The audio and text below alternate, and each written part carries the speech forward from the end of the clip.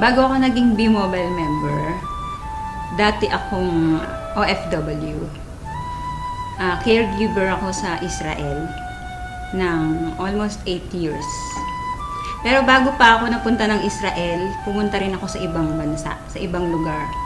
So nagtrabaho ako sa Korea, nagtrabaho ako sa Saudi. So ang trabaho ko doon, syempre mag-alaga ng matanda. Sana nanay ko yung inaalagaan ko, kasama ko, pero ibang lahi o ibang tao. Nung mga panahon na meron akong inalagaan na matanda na nagkakalat siya ng dumi, naiihi siya sa panty niya. Minsan, pag pinapakain mo siya, pahirapan, yung mumurahin ka pa niya. Dahil akala niya pinipilit mo talaga siyang kumain.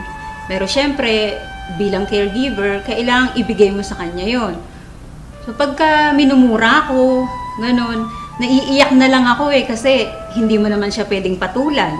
Caregiver ka nga eh. No, naiisip ko yung parents ko.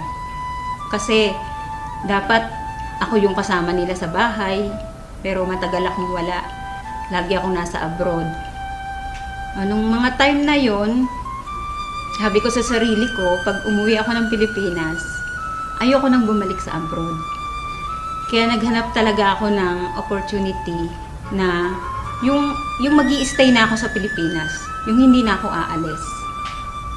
Ayun, nakita ko nga si B-Mobile.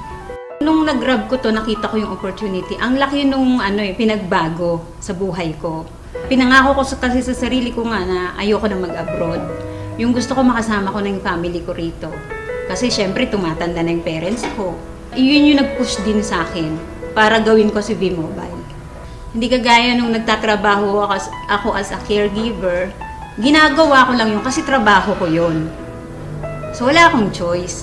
Pero dito, bilang B-Mobile technopreneur, nade-develop din yung pagkatao ko. Yung sabi ko sa sarili ko, ay marunong din pala talaga akong makipag-usap. Yung isang pinagpapasalamat ko na nandito ako ngayon sa B-Mobile, yung nagkaroon ako ng time sa sarili ko, nakakapunta ako sa iba-ibang lugar. Kasi sabi ko noon, pumupunta ako ng abroad, pero ang Pilipinas hindi ko nalilibot. So ngayon nagagawa ko na siya. Napupuntahan ko na yung mga lugar na hindi ko napupuntahan noon dito sa Pilipinas. Sa mga OFW, huwag silang matakot na umuwi ng Pilipinas. Kasi noon nanlulumo ako sa tuwing sasabihin nila sa akin na, di bali nang mamatay dito sa abroad kahit may gera. Ayaw namin umuwi kaysa nandiyan kami sa Pilipinas. Ganun na ba talaga kahirap yung Pilipinas para ganun lang sabihin nila? Tapos yung kahit na malayo sila sa mga anak nila, sa pamilya nila, basta ang mindset nila, ang nasa isip nila, sa abroad lang nila mararanasan na magkaroon ng pera, na maibigay sa pamilya yung pangarap na gusto nila. Hindi ka palaging malakas. Hindi ka palaging may trabaho dyan. Darating ang panahon, uuwi ka rin ng Pilipinas.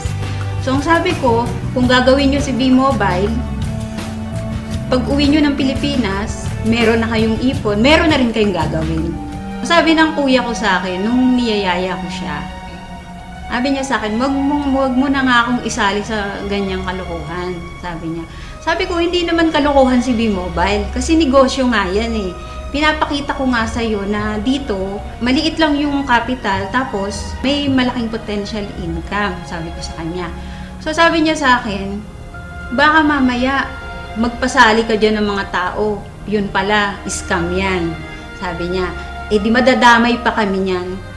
Pati ko niyayaya mo, madadamay din ako, sabi niya. So, syempre na-hurt ako kasi hindi ibang tao yung nagsabi sa akin eh. Kumbaga, kapatid ko siya eh. Anong time na yon, sabi ko sa kanya, sabi ko sa sarili ko, hindi ako titigil sa B-Mobile. Hindi ako titigil hanggat hindi ka naniniwala sa akin, hanggat hindi ka sumasali sa akin, at hanggat di ko napapatunayan sa'yo na totoo si B-Mobile. So, good news, kasali na siya sa B-Mobile. Huwag kang titigil kung ano yung naumpisahan mo.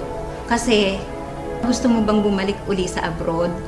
Gusto mo ba uling magtrabaho sa abroad? Bumalik sa dati? Yung lagi kong tinatandaan. Kasi nga, di ba sabi ko sa'yo, natatakot ako na bumalik uli sa abroad. Sa mga OFW na kagaya ko, subukan ninyo na mag-invest sa WeMobile. Hindi naman habang panahon na nasa abroad kayo. Darating ang time, hindi nyo na rin kakayanin magtrabaho. Sana lang, huwag pagiging OFW ang ipamana ninyo sa anak ninyo. Ang ipamana nyo sa kanila yung makapag-aral sila at pagkatapos nun, magnegosyo sila. So ito na yung chance ninyo. I-grab nyo na to kasi bihira yung opportunity na ganito. Na hindi lahat ng company na nasasalihan ninyo ay kagaya ng WeMobile.